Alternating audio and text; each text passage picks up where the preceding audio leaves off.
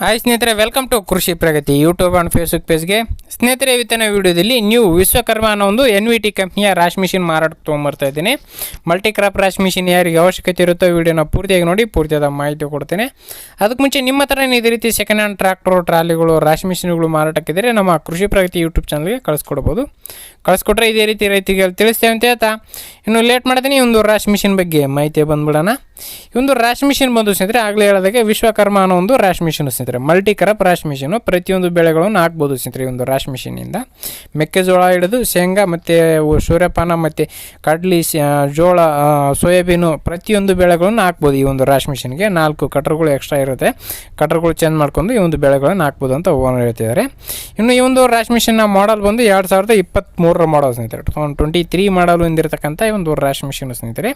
ಗಾಡಿ ಲೊಕೇಶನ್ ಬಂದು ಸ್ನೇಹಿತರೆ ಕೊಪ್ಪಳ ಜಿಲ್ಲೆ ಯಲಬುರ್ಗಾ ತಾಲೂಕಿನ ಮೂರುಡಿ ಅನ್ನೋ ಒಂದು ಗ್ರಾಮದಲ್ಲಿ ಮಾರಾಟಕ್ಕಿರ್ತಕ್ಕಂಥ ಒಂದು ರಾಶ್ ಮಿಷಿನ್ ಸ್ನೇಹಿತರೆ.